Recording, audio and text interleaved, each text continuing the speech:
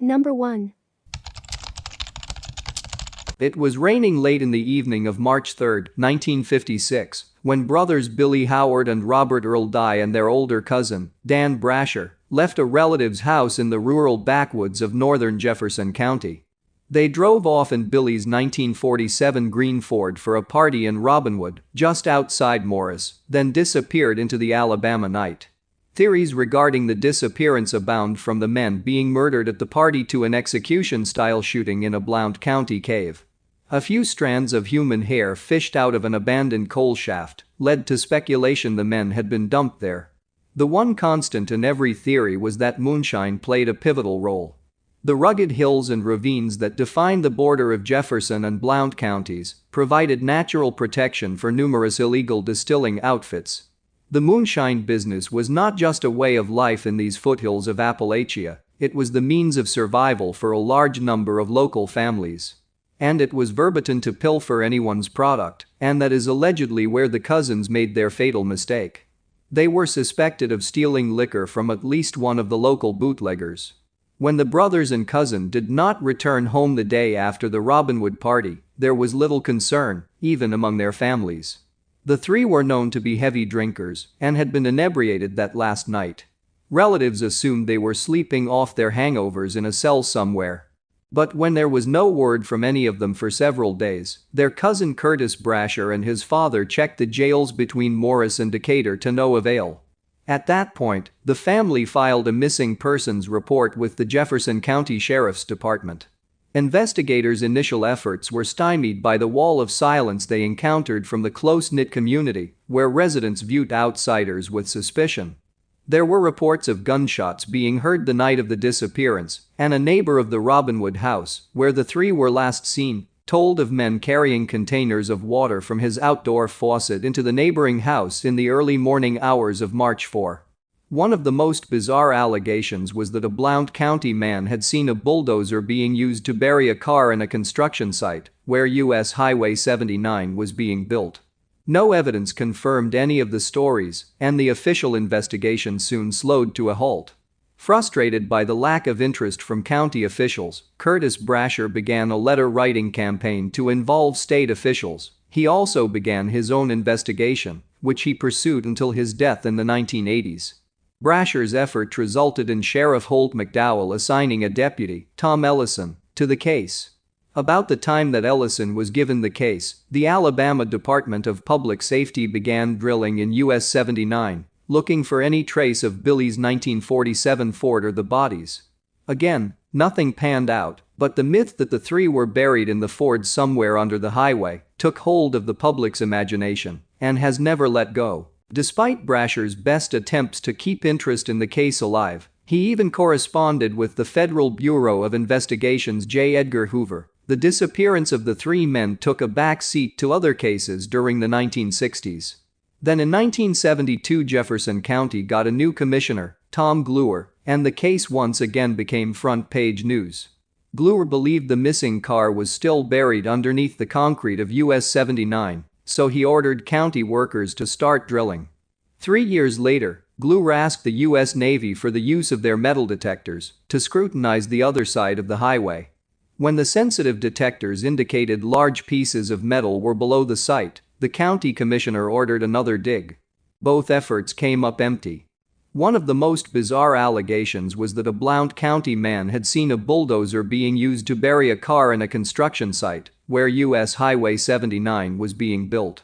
Ellison, the deputy assigned to the case, alleged in a 1970s article that McDowell pulled him off the case because the deputy was too close to solving the disappearance. O.M. Raines, a state investigator involved in the case through 1975, said in a 1984 Post-Herald article that the Dye brothers were buried under US 79. A total of 3 witnesses eventually came forward to say they saw a car being buried beneath the under-construction highway, and another witness near the site told of hearing a bulldozer operating the night of their disappearance. Raines' theory was that the brothers were killed at the Robinwood party, and Brasher was murdered a few days later and buried in a Morris area cemetery. And, like Ellison, Raines was convinced that the sheriff hampered the investigation because of department ties to local bootleggers, allegations that were never proved. Now, more than 60 years after the three vanished, their disappearance is the oldest active case for the Cold Case Squad. The Jefferson County Sheriff's Department still receives tips concerning the men. If the tips seem viable, they are checked out, according to Captain Steve Green, head of the squad. One recent tipster had evidence that the car was buried along US 31 near Gardendale. Deputies spent several days traversing the grounds with specialized radar devices that indicate disturbances underneath the soil.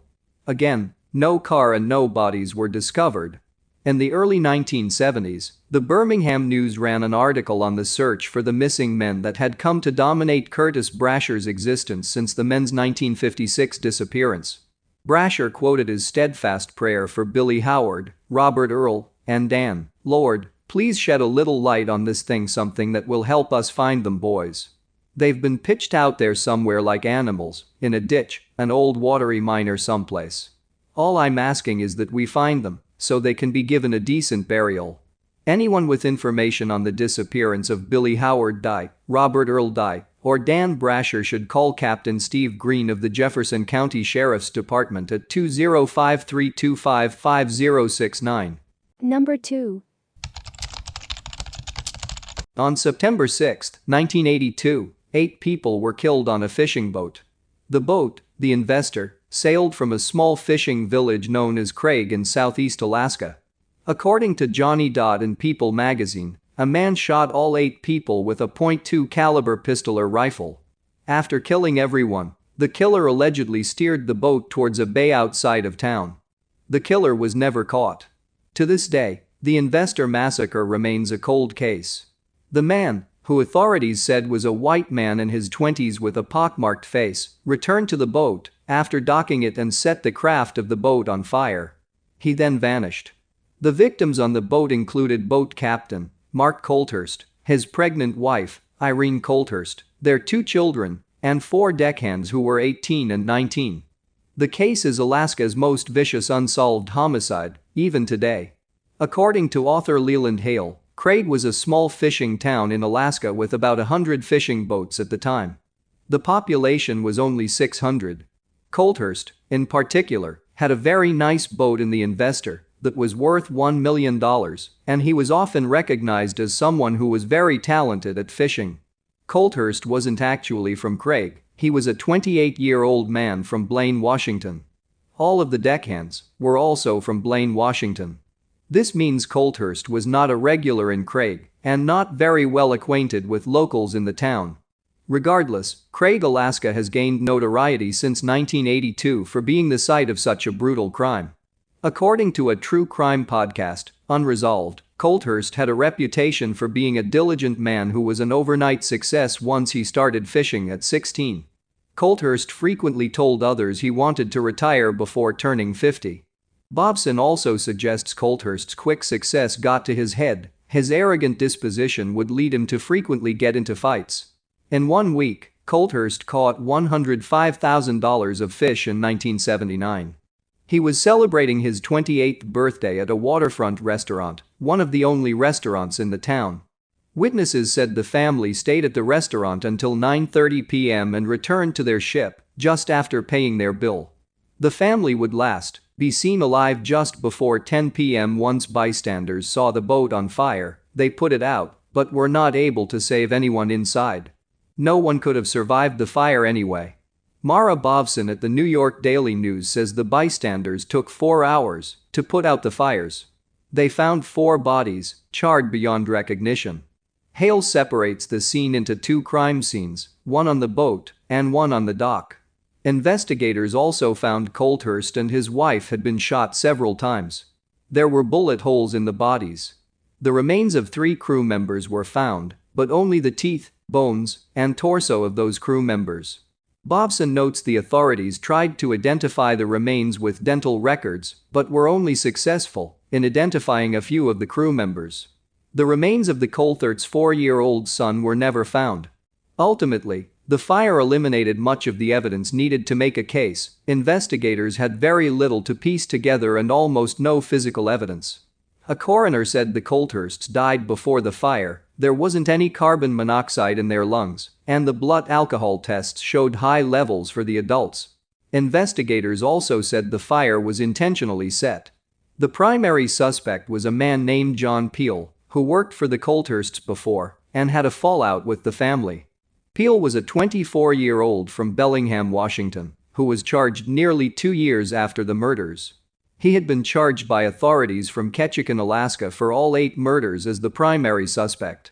They hoped to transport Peel from Washington to Alaska because even though Peel lived in Washington, the crimes took place in Alaska.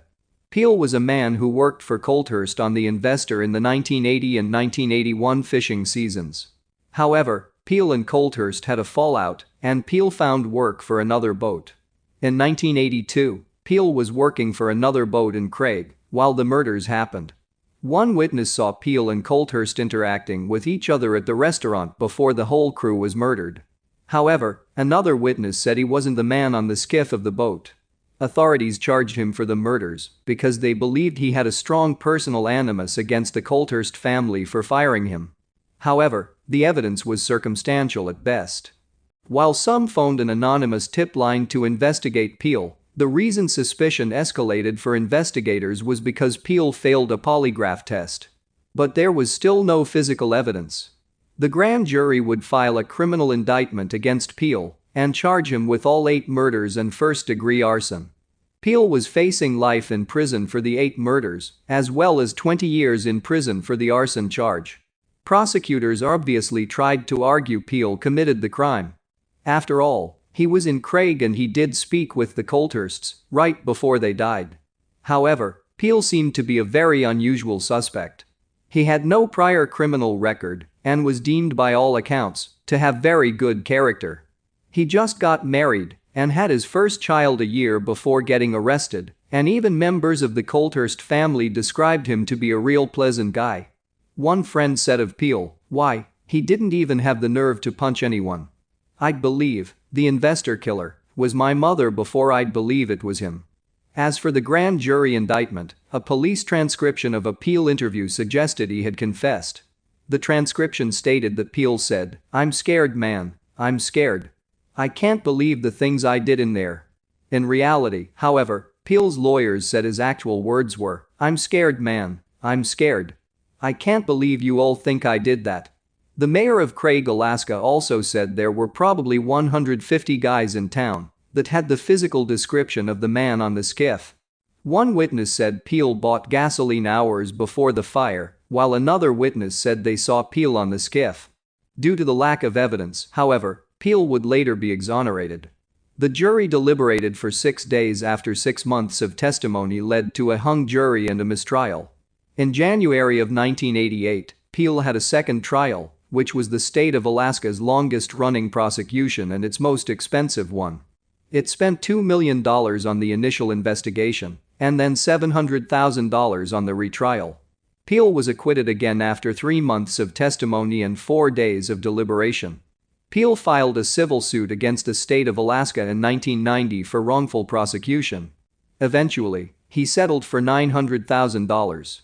The case is closed, and some law enforcement authorities still insist Peel is the killer. But Peel said his name will never be truly cleared in public opinion until the case is solved.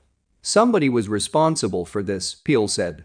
"Somebody out there knows what happened, but I'm not going to waste any more of my life on it." For people who loved the victims as well as Peel himself, the massacre on the Investor is likely still a painful memory, given there was no resolution.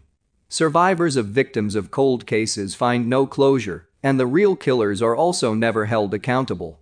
A Philadelphia state trooper cited research to show violent offenders were likely to repeat, and according to Unresolved, we have to wonder whether the hyper-focus on Peel led investigators to prematurely rule out the possibility of other suspects. Number 3. After 20 years, Arizona fugitive Robert Fisher has still not been located, but he has been removed from the FBI's 10 most wanted fugitives list. The FBI Phoenix field office said Wednesday that Fisher remains at large, but he no longer fits the criteria for the famous list. One of the criteria for being on the list is that publicity will help locate and capture the subject. Since his disappearance in 2001, there have been no confirmed sightings of the fugitive, who is accused of killing his family and blowing up their Scottsdale home. Because the extensive publicity Fisher's case received during its nearly 20 years on the list has not resulted in his successful location and/or capture, the case no longer fulfills that requirement, the FBI said in a statement. The investigation will continue, the FBI said. Fisher would now be 60 years old, if he's still alive. He is accused of murdering his 38-year-old wife, Mary, and 2 children, 12-year-old Brittany and 10-year-old Bobby, in their beds. All 3 had their throats slashed. Mary had a bullet in her head. Police believe Fisher, a former firefighter, then rigged their Scottsdale home to catch fire to cover up the crimes. The victims were found after crews extinguished the flames on April 10, 2001. A neighbor told police she heard Robert and Mary Fisher arguing around 10 p.m. the night before the fire, and Robert Fisher was last photographed later that evening, at 10:45 p.m., at an ATM a half-mile from the family's house.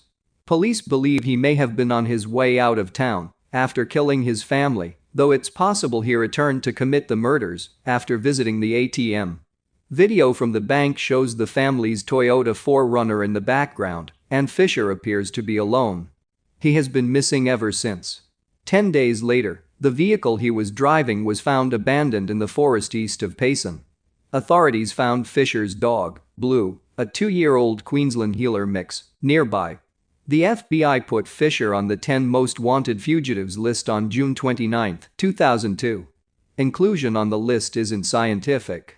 The FBI chooses fugitives based on 2 main factors: the person must be dangerous or have a record of serious crimes, and the FBI must believe nationwide publicity will help find the suspect. Those factors helped put Fisher on the list.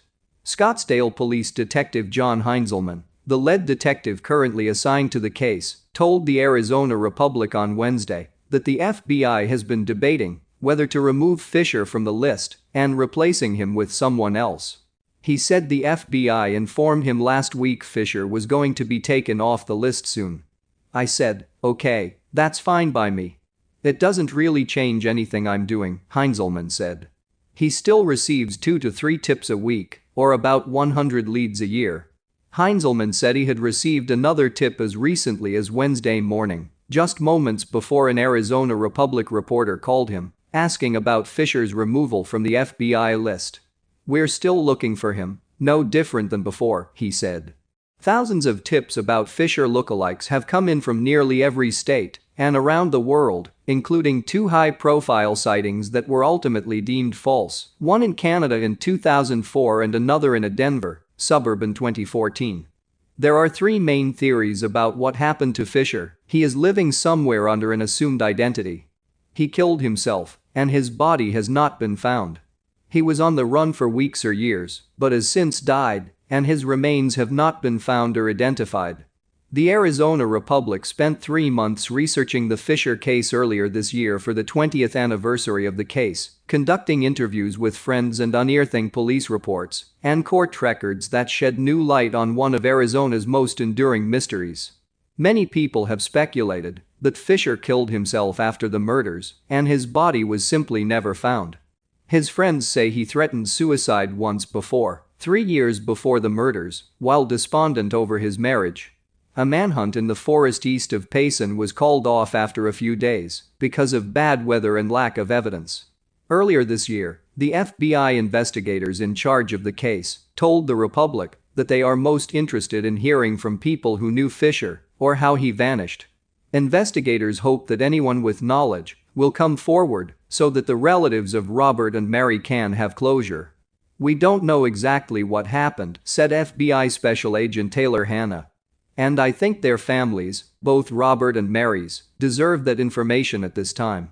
People who have information on Fisher's whereabouts are advised to call Scottsdale Police at 480-312-5000. Fisher is still listed on the FBI website under the section for people accused of murder.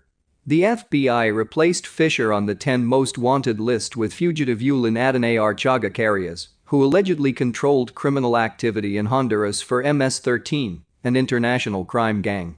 The 39-year-old fugitive faces federal drug and gun charges. The FBI says he is allegedly responsible for supporting multi-ton loads of cocaine through Honduras to the United States and for ordering the murders of rival gang members. Number 4. Unlike some of other Arkansas hauntings, the Gurdon ghost light is a present phenomenon and not something that's only been seen in the past. It's been seen on television, photographed by tourists, and generally accepted as existing. Unsolved Mysteries even came to town to document it in 1994. The mystery isn't whether it exists or not. The mystery is what exactly the light is. The local people tell a legend to explain the light, but Unsolved Mysteries told a different one. A common theme to both legends is that the ghostly apparition is a railway worker. The location is still in use by the railways, and the way the light moves would remind you a railway worker carrying a lantern. One of the legends is historically accurate. In 1931, William McLean, a Missouri Pacific Railroad foreman, fired Louis McBride, or Louis McBride. McBride then killed McLean. The events leading up to the murder are a bit sketchy. Some sources say the argument was because McBride sabotaged a section of track and caused a derailment.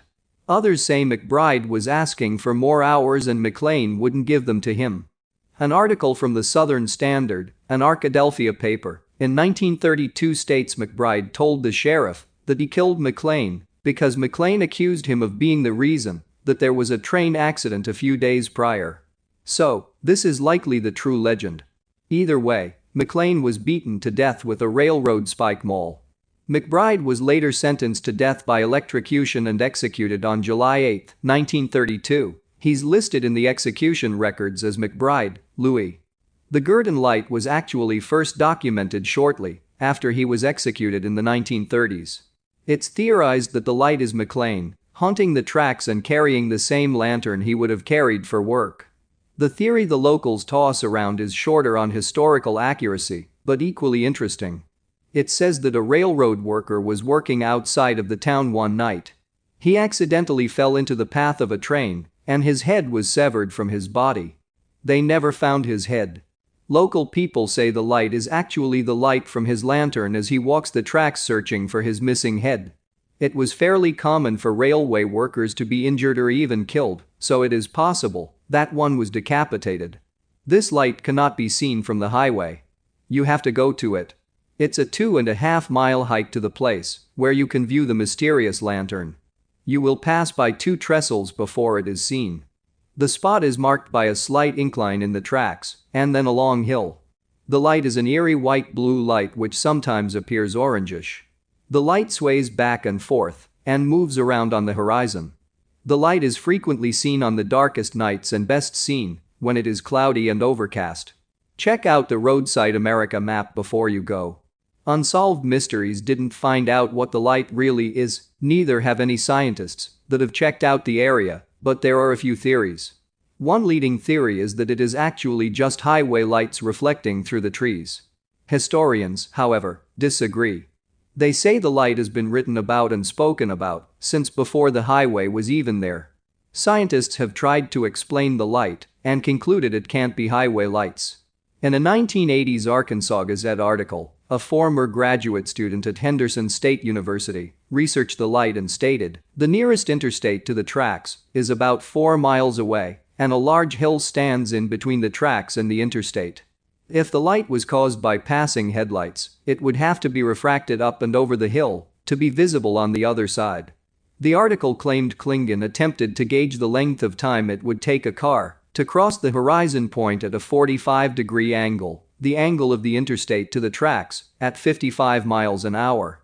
Moving at 80 feet per second, he explained, the lights would be visible much longer than the second it takes for the Gurdon Light to appear and disappear. Klingon also walked close enough to the highway to hear the sounds of specific trucks. He insisted the sounds never coordinated with the appearances of the light. Dr. Charles Leeming, professor of physics at Henderson State University, was an authority on the light before his passing. He and his students did many observations of the light. One impressive find was that, When the light was viewed through filters, the lights never polarized.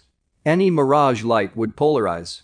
They also could find no electromagnetic current on a galvanometer, and that the light appears consistently, regardless of atmospheric conditions. There is also a theory that suggests stress on the quartz crystals underneath Gurdon causes them to emit electricity and produce the light. They call this the piezoelectric effect. The theory is that the New Madrid fault, which runs through this area, puts intense pressure on the crystals and squeezes them together, causes them to develop a charge and put off a spark. Gurdon, Arkansas is located about 75 miles south of Little Rock on Interstate 30 and is located just east of the interstate on Highway 67. The light is outside of town and along a stretch of railroad tracks. It takes a couple of hours to reach the location. You can ask for directions in Gurdon. Ask at any gas station. Everyone in this small town knows what you mean. They call it Ghost Light Bluffs. There is a similar light with a similar story in Crosset. Crosset has lots of quartz too. This one I've actually seen for myself. It's quite bizarre, but I don't think it looks like a lantern. It's a very crisp, clear light that you can see moving around. My friend and I tried to get close enough to it to see what it was, but that is impossible. It keeps moving around, and once you get to where it was, it's gone. This a popular spot for kids on Halloween. Number 5. Eerie noises, lurking shadowy figures, and strange odors. Sounds like a tailgater at a Raiders game. Kidding, Raiders fans, don't get your jerseys in a bunch. These are actually just a few of the many things that have been seen and heard on the Lee property. In 1990, Steve Lee moved his family into the residence in the Black Forest area. Secluded and surrounded by dense woods, it was a dream home for the family. Unbeknownst to the Lees, the previous owner allegedly had experienced intense paranormal activity there. He didn't share his experience because he thought people would just laugh at him and call him crazy. When the family purchased the home, they were basically going in blind to a supernatural sinkhole. The activity started pretty small with lights and electronic devices turning off and on, along with some strange noises. Weird, for sure, but not unheard of in homes surrounded by trees and natural space. Weirdness really jumped up a notch when the children began to see shadowy figures skulking about the woods around the home. Soon, the entire family was affected by a recurring chemical odor that burned their throats and ears. The Lees initially felt that they were the target of pranksters. However, after they installed motion detectors and cameras, they were convinced otherwise. The motion detectors started going off when nothing seemed to be near them, eventually tallying up 62 alleged break-ins. The problem was there was not one single piece of evidence that anyone had been in the home, and nothing was missing. In fact, local authorities would make 45 separate trips to the cabin, never finding any proof of criminal activity. Steve Lee decided to up his surveillance game by adding more cameras in the home, and he captured some pretty sinister orbs, random beams of light, and ghostly forms with a face. Many of these images were published in Fate magazine in November of 1994. One day we came home, and it was like the 4th of July in our living room and bedroom. We had all kinds of lights flashing through, and it sounded like people stomping across the roof. We would lay in bed at night and hear chains rattling. One night we woke up and heard orchestra music. Strange things started happening every day, Beth Lee stated in a book titled Haunted Places, The National Directory. Being convinced their issues were not natural, the Lees decided to bring in the big guns. While ghost hunter shows seem to be on every channel these days, except maybe ESPN, Gridiron Ghost Hunters, anyone? Call me, ESPN. Sightings was an OG on the supernatural block. The show paid a visit to Black Forest and extensively captured what has become one of the most famous hauntings in America. From the get-go, the spirits made their presence known to the production crew. Cameras were knocked off tripods, a producer appeared to go through an attempted possession, and the medium, Echo Bodine, felt that there were as many as 20 spirits in the house, with one being particularly malevolent. In a creepy turn, one of those spirits was identified as some the family knew, a son of a friend who had died of an overdose. The apparition reportedly told the medium that he was actually murdered. The television show crew experienced so much activity that they came back 6 months later with psychic Peter James in tow. He confirmed the first medium's findings, pinpointing much of the hauntings as originating from an upstairs closet and from a 100-year-old mirror kept in the master bedroom. So what might explain the spooky activity? It is reported that a Hopi shaman felt the property was located on a rainbow vortex, a gateway between the worlds of the living and the dead. While the spirits that are traveling through the rift aren't necessarily haunting the property, they are using it as a way stop into our world. Not everyone is convinced that there's a supernatural explanation for the happenings in Black Forest. Steve Lee himself has been quoted in a few places discussing his non-supernatural theory on the events at the cabin, government experiments. He has told reporters that he felt from the beginning there were trespassers on the property and his cabin was near a government facility that is home to top-secret experiments and more. Lee related that security personnel guarded an area nearby the home, claiming he saw black-clad, armed men lurking around the property. He suspects that the whole experience the family had been through was an experiment in mind control. Lee has expressed his beliefs that the government was testing biological weapons, psychic warfare, mind control, and laser holograms. He even tried to bring the FBI into the mix, without success.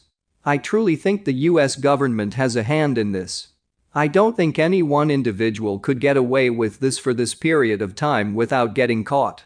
The government does testing out here that has military implications, Lee said. Because the TV show drummed up so much interest in the Lee property, many have tried to debunk the haunted theory. This includes a state senator and an electromagnetics expert. These two men, as well as most others, have walked away believers.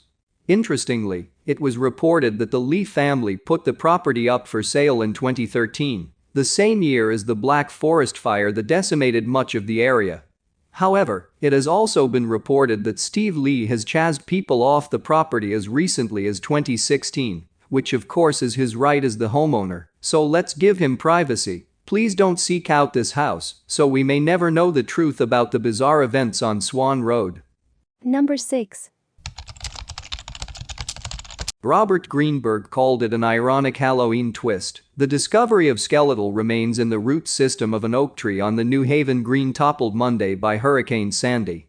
Greenberg, a collector of New Haven historic artifacts who lives near the green, came over Tuesday night to join in all the excitement surrounding the rare find.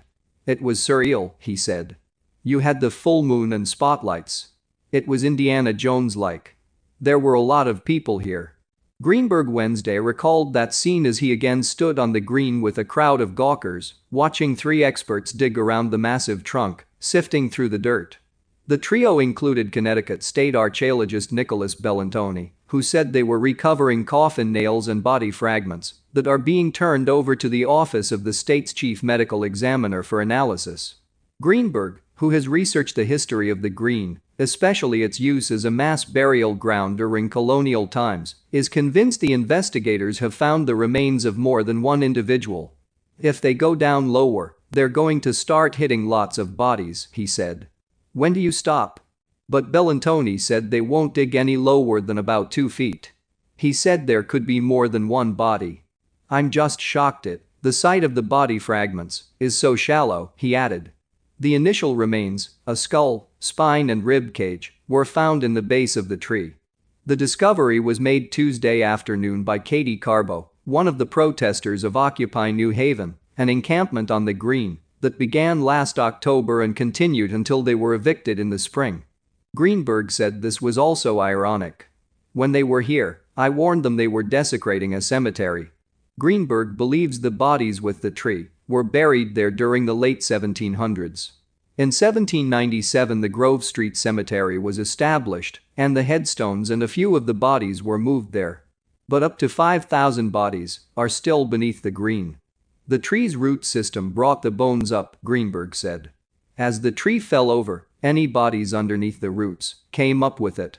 Greenberg was mourning the loss of this magnificent Lincoln tree. He said it was planted in 1909 to mark the 100th anniversary of President Abraham Lincoln's birth.